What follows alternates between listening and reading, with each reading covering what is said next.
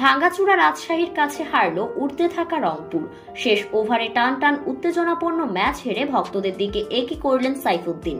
ম্যাচটা যে রাজশাহী খেলতে পারবে সেটাই অনিশ্চিত ছিল। পারিশ্রমিকের ইস্যুতে এই ম্যাচটি বয়কট করেছে দুর্বারদের বিদেশি ক্রিকেটাররা।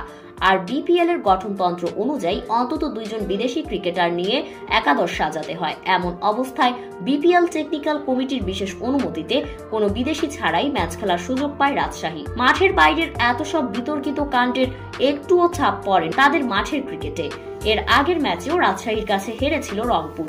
এবার ফিরতি দেখায়ও রাজশাহীর কাছে পাত্তা পেল না টেবিল টপাররা, আর সেটাও দেশি রাজশাহীর কাছে। তবে আরেক দেশি ক্রিকেটার সাইফুদ্দিনের কাছে ম্যাচটা হেরে যেতে বসেছিল রাজশাহী। শেষ ওভারে যখন 25 রান দরকার, তখন প্রথম 2 বলে 2 ছক্কা মেরে ম্যাচটা নিজের আওতায় নিয়ে এসেছিল সাইফুদ্দিন। কিন্তু সেটা আর সম্ভব হয়নি। ওভারের শেষ বলে আরেকটা ছক্কা মেরে 50 করলেও ভক্তদের জয়ের স্বাদটা না দিতে পেরে এভাবেই তাকিয়ে থেকে মাঠ ছাড়েন সাইফুদ্দিন।